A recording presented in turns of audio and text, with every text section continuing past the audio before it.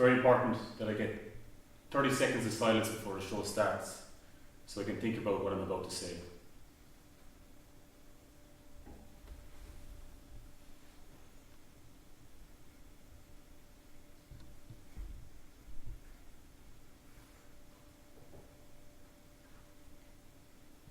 I need 30 seconds of complete silence.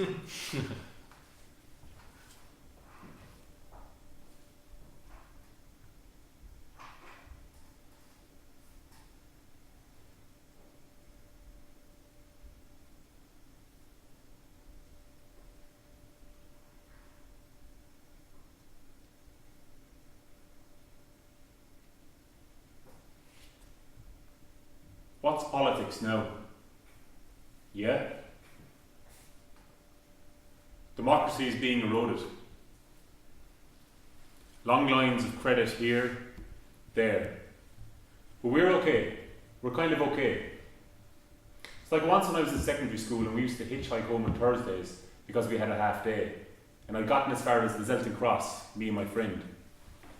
Now I hid in the ditch and got my shoes muddy while he hitched for a car. My shoes are muddy and the car stopped.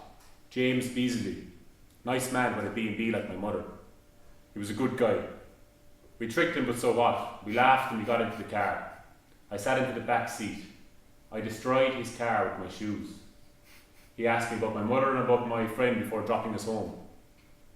Now I never mentioned the mud I brought in, and he never mentioned it after. It was left unsaid. Much like Abraham who entered Egypt during a famine. Now here's the point. He told his wife Sarah to tell everyone that she was his sister. He was afraid because she was so beautiful that the men of Egypt would kill him so they could take her. So some courtiers in the Pharaoh's court came along and they saw her and they brought her to the Pharaoh's house and she slept with him. Lived with him even. And it was great for Abraham because the Pharaoh brought him lots of gifts and objects and slaves, including maidservants. And maidservants were probably prostitutes. The Pharaoh found out in the end, and he got angry. And he told Abraham and Sarah to leave Egypt, but they could keep all the possessions he gave them. So they did okay. Now that's important. That's a particular chapter in the book of Genesis, and it's important to what I'm trying to say. Much like the story of his nephew, who was called Lot, who lived in Sodom, which God was about to destroy, but Abraham convinced him to save the city if he could find 10 virtuous men. So God sent in his angels and they met Lot, who brought him to his house. Then the men of Sodom, who were men who enjoyed sodomizing each other, gathered outside Lot's house and demanded that he send out his guests so that they could sodomize them. Literally, every man in Sodom was waiting outside Lot's house to sodomize his guests. Lot decided to send out his 2 virgin daughters instead, so they could rape them instead of his guests. Men of Sodom said no to that, and Lot and his gang made a very lucky escape. Lot was tough, and you have to be tough. We all know these people, bad guys, and there's only one way to deal with them, and that's to look them in the face and say, fuck you. That's it. It's you or me. Do you understand? You've got to take the bit between your teeth and stick it to them. Don't be afraid to fight. If you're not in, you can't win. It's called courage in the face of adversity, and it's simply what you have to do. I know, I've had plenty of experience, so you can take it from me. You've got to fill your belly full of sand and become resolved, immutable. I mean, you guys and girls, I can look around right now and see that you're all on the right track. It might not yet be the fast track, nevertheless, you're moving in the right direction. You've got a routine in place. You're making logs in your diary. Your confidence is growing and you're improving. Your results are also getting better, and you're within sight with a magic breakthrough. This is exciting. All you need is a little bit of good fortune, and it will happen because the most important thing happened to Lot after that. Half of Genesis 19 is dedicated to it because he went to live in a cave in the mountain. And he stayed there on his own with his 2 virgin daughters. And then one night he got drunk. And he got so drunk that his eldest daughter took him to bed and they had sex with each other. Then the next night, he got drunk again, and this time he had sex with his younger daughter. Now, for a fact, we know that he climaxed at least 2 times inside both his daughter's pussies because they both had sons. And the eldest son was called Moab, whose descendant was King David. whose descendant was Holy Mary and Jesus Christ, who was very important. He was right there at the birth of Christianity, and the things he said have reverberated right through the ages to us right now. Like Matthew 19, does anyone know what that says? Well, in one part, do you know what that says? Sorry. A rich man comes up to Christ and says, what can I do? I obey the 10 Commandments. I don't commit adultery. I don't murder. I don't steal. He was a good guy. But Christ said, if you want to be perfect, then you must sell all your possessions and give the money to the poor. Sell all your possessions. All of them. Everything. So who'll give me 55 euros for this? It's an Italian designed t-shirt. It's 50% cotton, 50% nylon. Designed by Caldini. It's well worth 55 euros. 55 euros. 55. 55? 5 euros. 5 euros. 5? 5? 2. 2. 2 euros? 2 euros? 2 euros? Euro. 1 euro. 50 cents. 50 cents. Span new. 50 cents. 20 cents. 50 cents.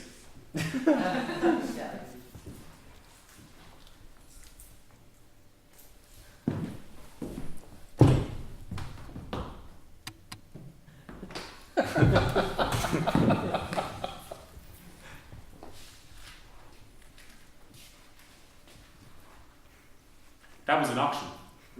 Just like what Christ expected that man to do. And that's interesting. Christ didn't expect you to get up one day and jump out of your pants. He didn't tell you to set fire to your house and everything you own. He had respect for the value of things, and he understood the importance of the market. We need a way to exchange goods, and money is vital for this. This upsets me. I'd like to live in a world without money. Eat cake every day, who wouldn't? But everyone has to learn to earn their own crust. There's plenty of money out there, you just have to learn how to find it. Even Mao Zedong had to work as a teacher in Changsha when he finished college. A teacher. Changsha was a poor country and Mao himself was born a peasant, so he wasn't going to dilly-dally. A man like that doesn't sit around and drink coffees. When he started working, the people were shocked. He wore the same clothes every day and he didn't wash himself. He'd holes in his socks and his homemade cotton shoes were about to fall apart. Eventually he started coming to class with no top on.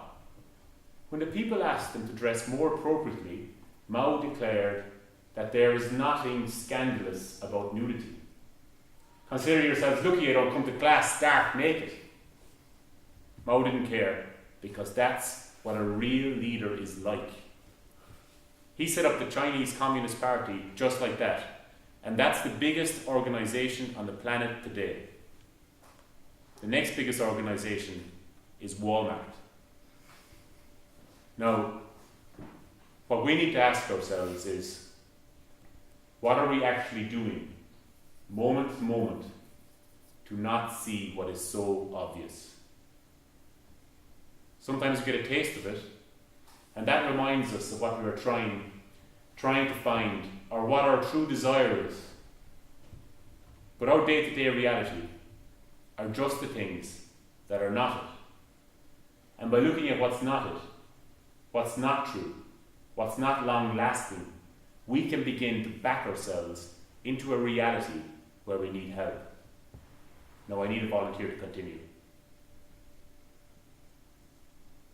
Thanks very much. Come on down.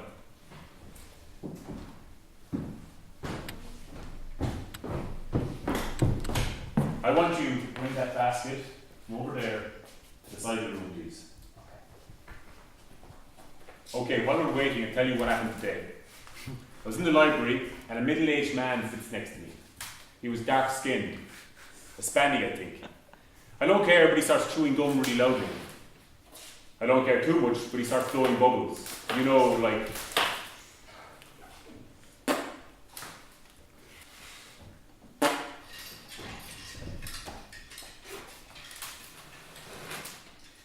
The worst thing was it was unpredictable, like somebody snoring.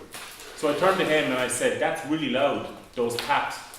He just says, "This is a public space, man. It's not your living room. I like to do these things. I don't tell you to sit up straight or something, you know?" I said okay and I turned around. I mean, what the fuck? So I started reading my book again, but basically I'm waiting for him to start tapping when I realise he's waiting for the first tap too. My fucker was getting performance anxiety. He couldn't do it. So I read my book in peace. You see, people always do what you tell them to do in the end. Now, what I want you to do is to rid yourself of the ego. I'm going to tell you to sit back into your chair. Sit back into your chair.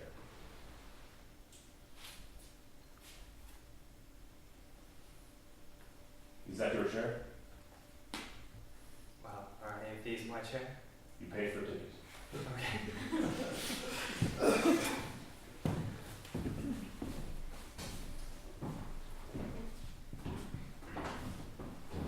A poor farmer and his wife were walking along a quiet country road when they were surrounded by Franco's soldiers. Mean men who'd been made meaner by years of war. They beat the husband up. Then they kept 3 guns pointed at him so that he couldn't move. The story goes that the leader got off his horse and started to rape his wife. They forced him to watch.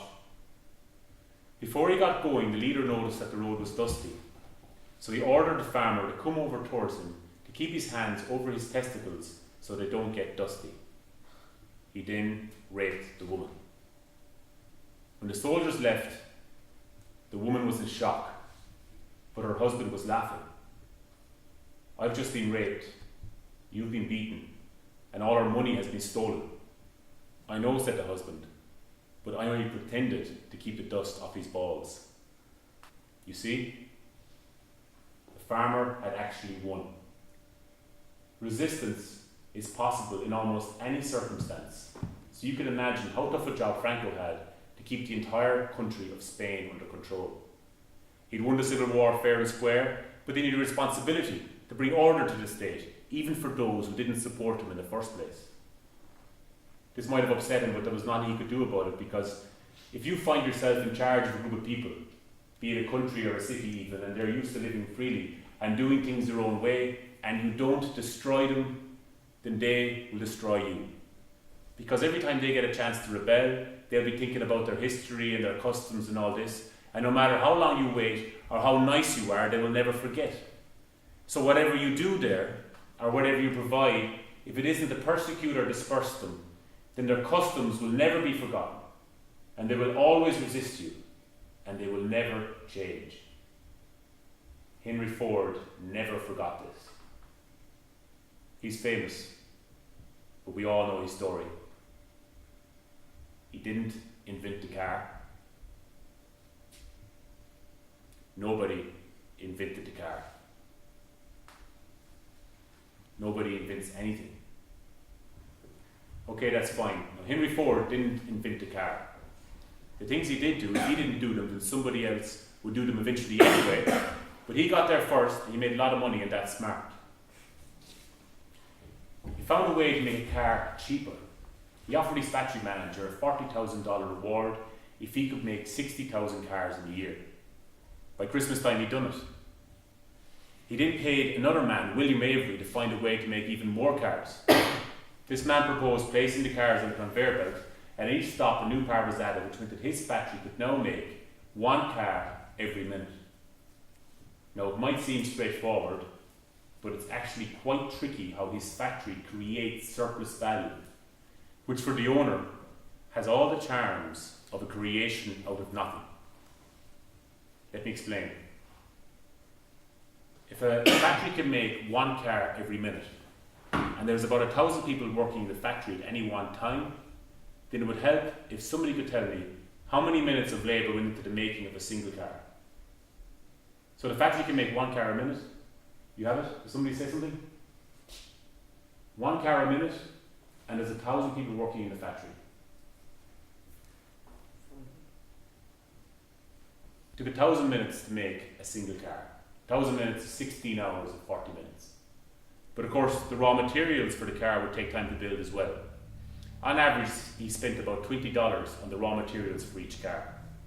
Conveniently, $1 was the average rate of pay for an hour of work at the time, although those employed for the making of raw materials were paid wages far below average. For our purposes, we will take the average rate of pay, which is the entire payroll for the economy, divided by the total number of hours worked within the economy. So for now, we can say how many hours of work went into the making of the raw materials for one car. So he spent $20, and $1 per hour is the rate of pay. 20 hours. But of course, the factory would take time to build as well, along with advertising for the company and bookkeeping and other little jobs. But if you divide all this between the vast number of cars that the factory could make, it comes to about 10 hours of work per car. So if you add those three things together, the labour, the raw materials, the building and other bits of jobs, which is the total sum of every single minute of human labour that went into every stage of every single tiny part of any one of Henry Ford's cars, then how many hours and minutes of work do we get? It's 10 hours, 20 hours, and 16 hours and 40 minutes. You have it. Say that? 46. And 40 minutes. 40 minutes, To get a car from being metal in the ground to being a car in someone's driveway, which is very efficient. But listen carefully to this. Ford sold the car for $250, which would take that average person how many hours to earn? An average person works for $1 per hour. 250, who said that? You said it, 250. How many hours out of that 250 did that car owner work to compensate everyone who worked on the car except Henry Ford? 40. Yeah, everyone worked on the car as a 45 labourer. hours and 40 minutes. 46 hours and 40 minutes. So basically, for the other 203 hours and 20 minutes, the car owner was working for both his own boss and for Henry Ford at the same time. Which is very clever. Ford could make one car every minute. So every minute, he had found a way to accumulate over 200 hours of labour. Now that's what I call an efficient system. Without making a hullabaloo about it, society quietly rewarded him for making things better. He had done what nobody before him had done, and it's important for society that he did it. We need people to make money. And if we had more people like Henry Ford, then everybody would make more money. In Greece, they had a different system. At Socrates' trial, just before he was excommunicated for corrupting the youths of Athens, the people of Athens realised that he was a hero. So they had to reward him the best way they could. Any ideas? They built a statue of him just outside the city gates. This was the greatest way to represent somebody important in Athens. Many statues were built for many people for many years after this, and eventually they needed a new way to make their hero stand out. The most popular way to do this was to take the clothes off the hero. This became known as the heroic nude, and it's very important for understanding how the Greeks think. So for the next section, I'm going to need somebody to take their clothes off.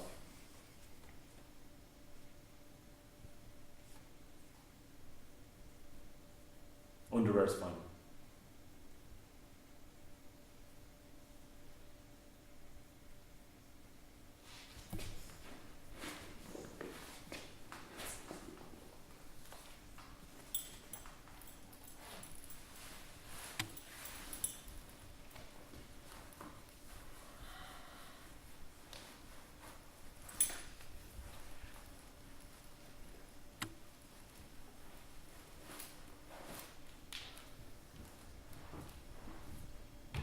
One of the most famous statues was the Artemisian bronze of the god Zeus, which stands like this.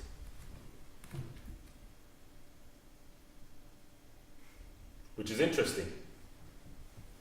Another one you might know of is a Necron, a famous poet like this.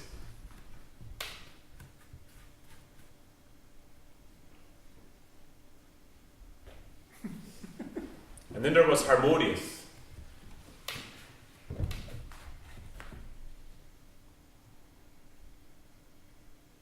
and a risk to eating.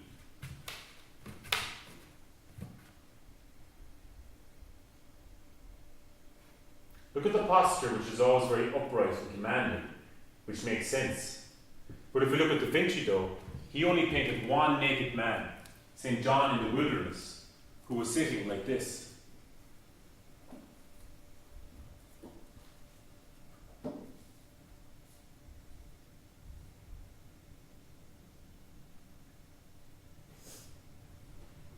Literally, every joint that could be bent was bent. He was only interested in studying how the muscles and tendons moved. He studied his shoulder intimately. Look how much it changes as you move it. The clavicle is highly movable and warps all the tissue around it into all sorts of shapes. Here, the minor pectorals expand and contract spectacularly as you move it around. The back as well was a particular point of interest. The deltoids, the dorsals, the spine itself changes radically depending on how you move your balance and your arms.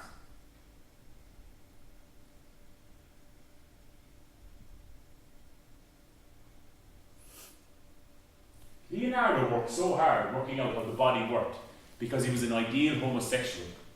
This meant he never had sex with a man, but had sublimated his desire to discover his mother's penis into the discovery of knowledge in general. In one of his sketchbooks, he records a memory from his childhood of a vulture landing on his cot and putting its tail inside his mouth and beating it around inside his mouth. Leonardo said this is where he first got his interest in flying. However, it is clear that this was in fact a penis beating around his mouth, and the story wasn't a memory, but a childhood dream. You see, all homosexual men have had an intense erotic attachment to a woman in early life, which they choose to forget. This woman is usually very strong, and she pushes the male role model out of its proper place in the boy's eyes. After this preliminary stage, a mechanism is put in place whose mechanism is actually known.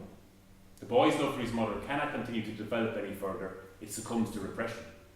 The boy represses his love for his mother, he puts himself in her place, he identifies himself with her, and then takes his own person as a model in whose likeness he chooses the new object of his love. In this way, he has become a homosexual. Lycurgus knew this too nearly 3,000 years ago. He set up the Spartan state to create a vast army of violent homosexuals, and it worked. And here's how it worked. Spartan women were trained to be strong. They could lift rocks and throw spears. They controlled the family home with just a few old men and slaves who they bossed around. No strong man could live at home because all men had to live with the army until they were old, which was deliberate. After spending 7 years alone with his mother, the boy was taken away to train with the army. He never lived at home again. The boy was matched with a soldier, an upright and commanding man, who taught him various skills and looked out for him, but he also had to be available sexually. They call it pedagogy, but it was actually rape. Almost certainly the child would have been shouted at and everything. Once the boys became men, they couldn't be penetrated anymore, but typically the two men remained intimate for the rest of their lives. Think about that. Think about what had happened and what was the outcome. Now there's a lesson in that if it could be worked out, it would go a long way towards understanding how the world has always worked and how it is probably working right now. In Dartmouth College, which is the #1 entry point for becoming part of the 1%, Greeking is widespread and revival. Typically when people go into fraternities, they get beaten. Young men are placed in dog crates and the other members will walk over them and vomit on them. Pledges are ordered to crawl between the legs of naked brothers so that their ball sacks rub off the top of their heads and along the back of their necks. They're usually forced to have sex with frozen turkeys and not allowed to stop until they ejaculate. Kiddie pools are filled with urine and human shit and semen and vomit and whatever else they can find, and the pledges will dive in. Sometimes it'll even be a slide, and that'll be covered in human shit too, and the pledges will slide down it head first into the pool. Sometimes they get their vomit, and they order the pledges to make an omelette out of it, and then Why are you acting like that?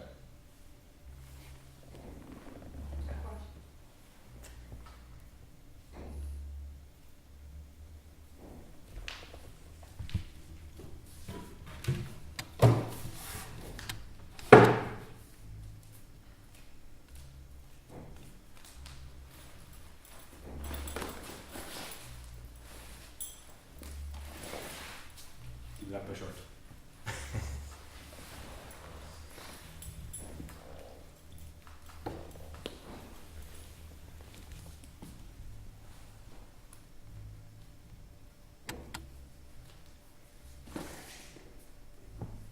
Close your eyes. Picture Yugoslavia in the year 1974. A beautiful young woman who wanted to make a point gets a knife and starts to play that game with the hand and the knife. A crowd of people gathered around her to watch. She kept getting faster until she cut herself and she called out one. Then she started to do it again getting faster until she cut herself again. She did this 20 times, recording all the sounds of the exercise on a tape recorder she brought with her. Her hand was now bloody, but she still managed to press the rewind button and played the recording again, this time matching each tap on the tape with another tap of the knife. She cut herself 20 more times and then she was finished.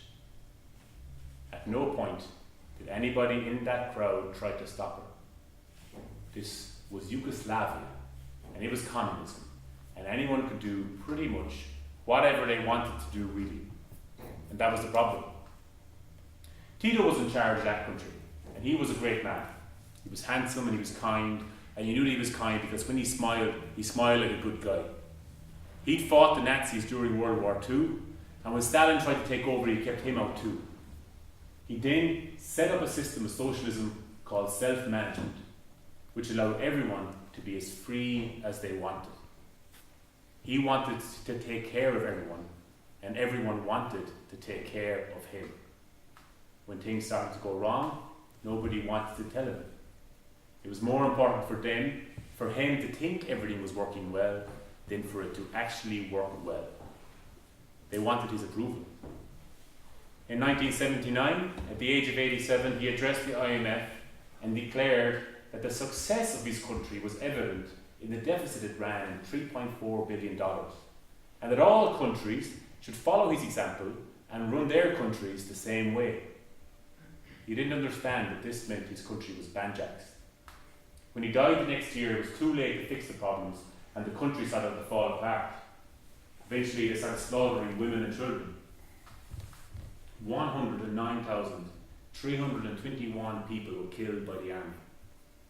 Yugoslavia became one of the worst places in the world to live, with Sarajevo becoming the worst kind of shithole that a city can be. Now the lessons to be learnt there are being ignored, and nobody is willing to face up to the fact that the man in charge has to be killed dead as soon as the man in charge isn't in charge anymore. We don't care. But the old English wouldn't do that. They killed nearly every second one of their kings, and they're probably the best country in the world today. Most of the early kings we don't know much about. Most of them couldn't read or write, but it doesn't matter.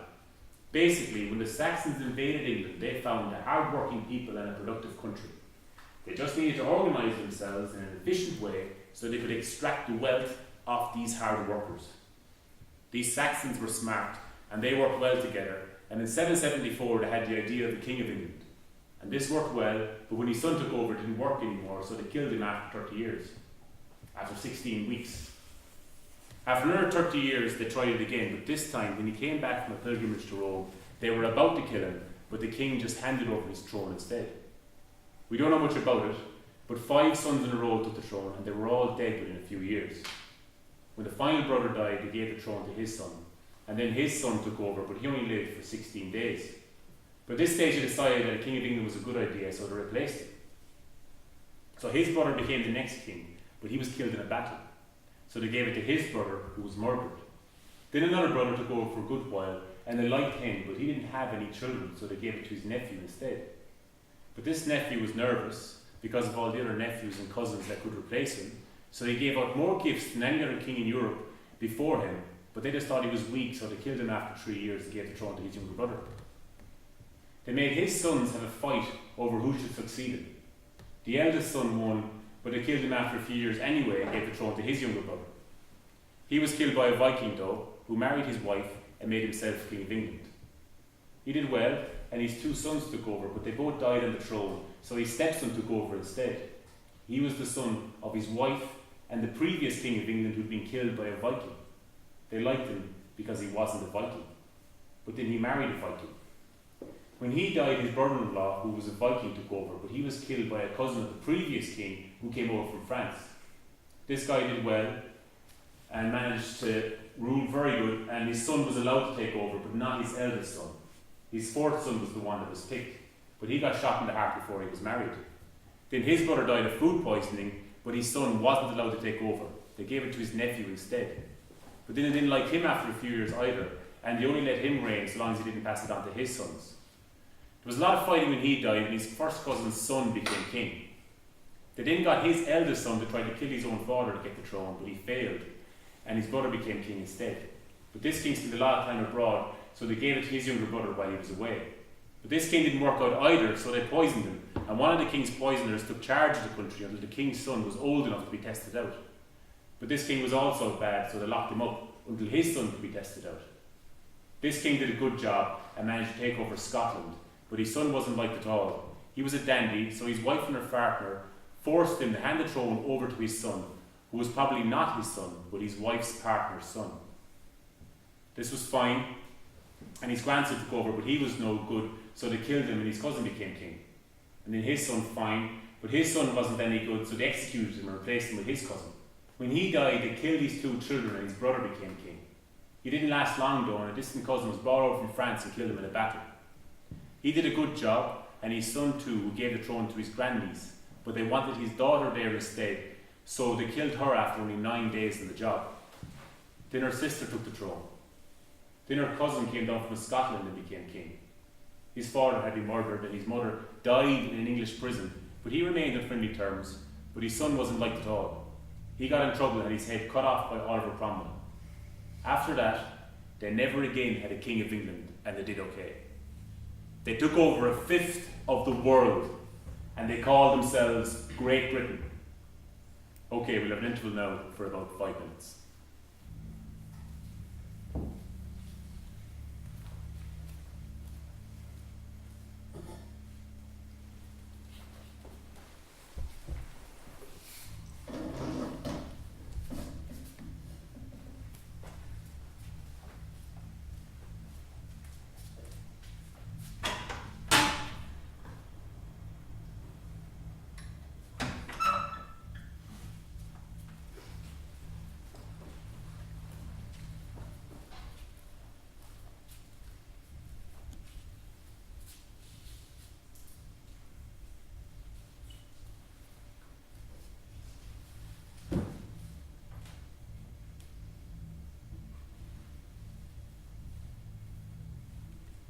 Are you enjoying the show?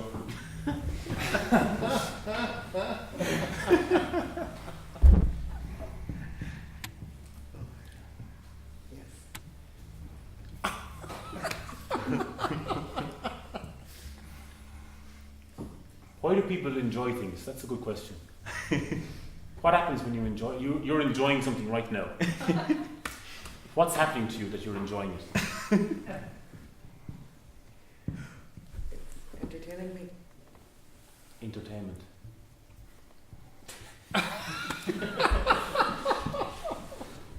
You're laughing now as well. That's fine, laugh as much as you want, that's okay.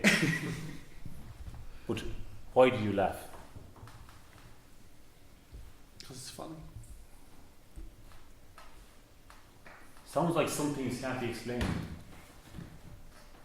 Anyone agree with that? You watching the World Cup? No. Why not? Uninterested. You're not interested. Again, why are you not interested? Can you explain that? It's interesting, no? You're enjoying something, you can't say why. You're laughing, you don't even know why you're laughing. And you're not interested in the World Cup, and you can't say why you're not interested. Can you give a reason? Don't say the value. Value, entertainment, interest, reason.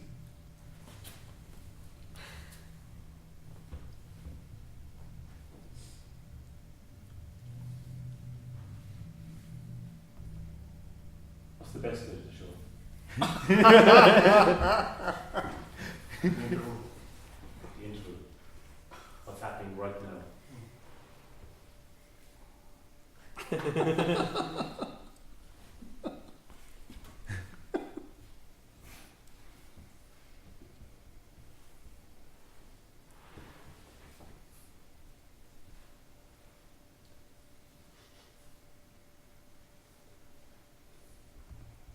Do you agree with that? Are we living in the best possible world? That's another good question. You shrug your shoulders. Is this as good as it gets?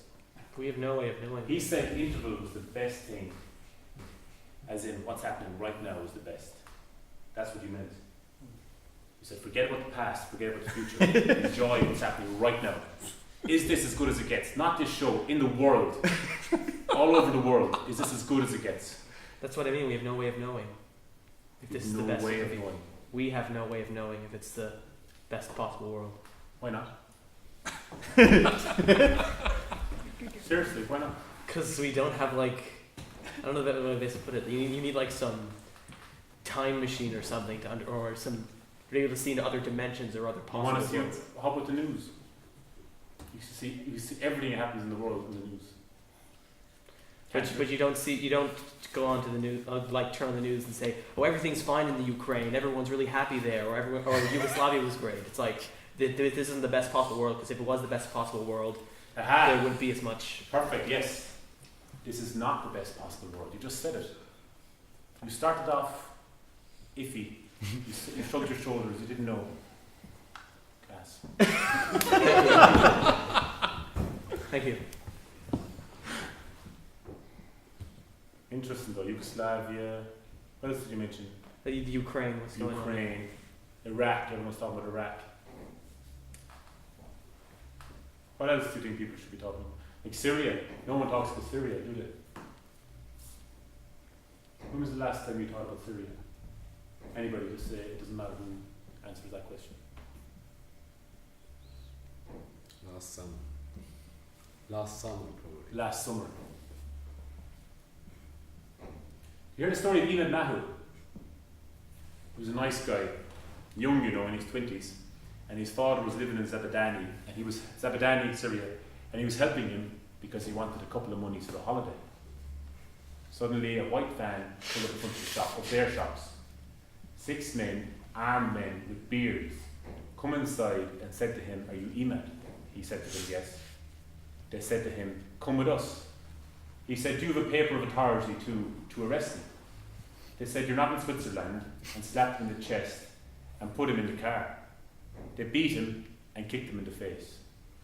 Then they stripped him and hung him up and put a tire around him and beat him again with a stick. They hung him up for days. Then they brought his father in and made him watch his father being beaten. He was crying and whimpering.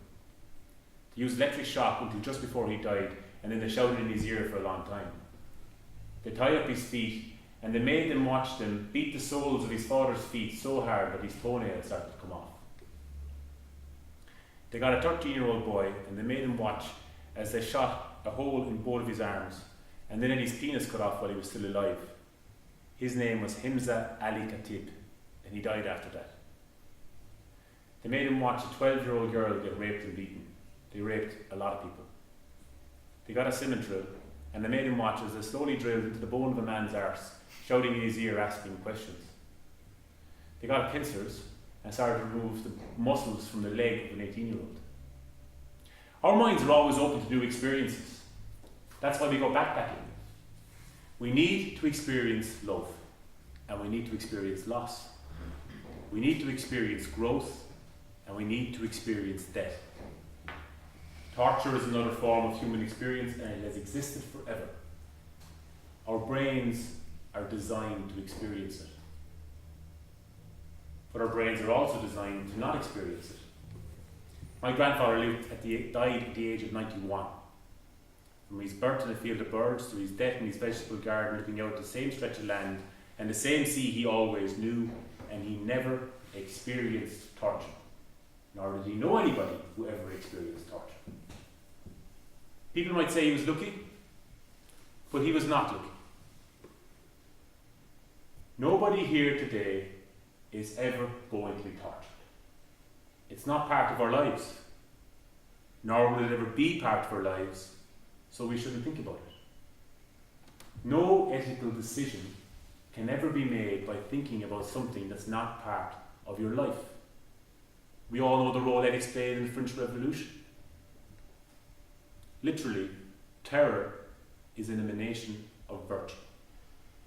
That is to say, in a radical situation of injustice, the only actual proof of love is to accept to fight, to accept to struggle. That's for me the lesson of it, and it's simply true. We shouldn't be afraid of it. The process will swallow me. You know this usual motto, revolution eats its own children. Robespierre was willing to accept this. I will be eaten. That's the true heroism. Because of what he did, nobody since then has ever experienced a king. What's that like? Has anybody here today ever stood beside a king? A real king? Okay. You, sir. You've got a handsome face. Thank you. Your back looks nice and strong. Could you step forward? And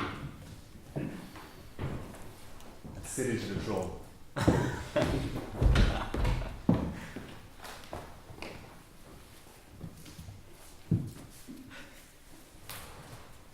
With a real king, resistance cannot be possible under any circumstance. If anybody does not wish to submit to his rule, then you have to leave.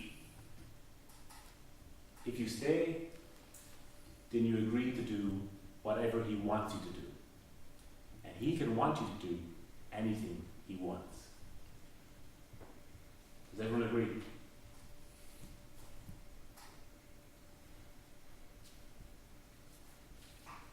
Do you agree?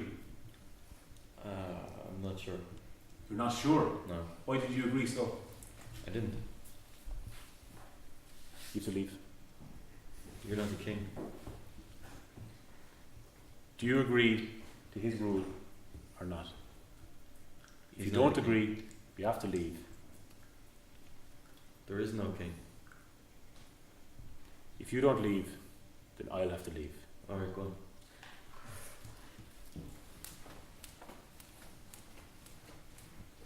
No. Who's it at? Sorry. He has to leave. How the hell should you leave? You're not the king.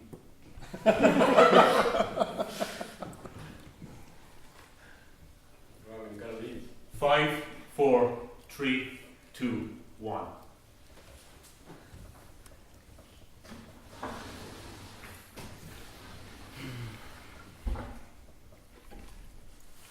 Do you want me to go? Yeah. I'm not going. Or agree. What? You could agree. No. That's better than nothing. We should. I think we need Oh, a okay. decree from the king. We need the king to decree something. Is this guy on stage not the king? Yeah, he is.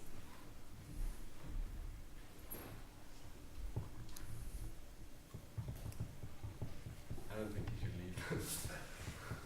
But at the same time, you kind of feel like you have to leave. Or just go on. But I don't want you to leave.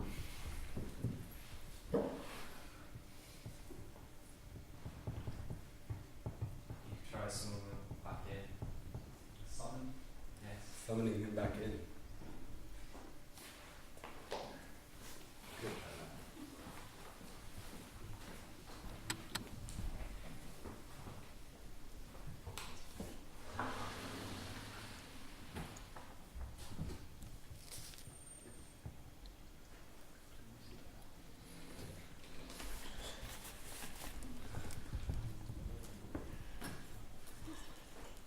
What?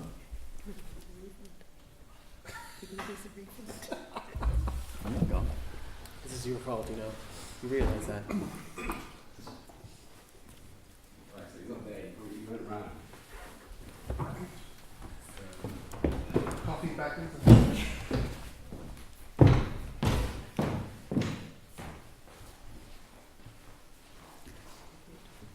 Actually, right. This is the end of all.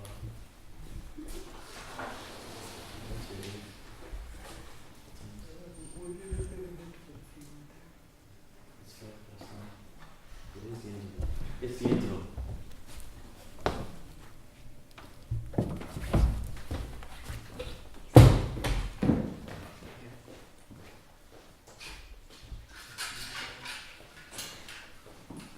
I bid you all adieu.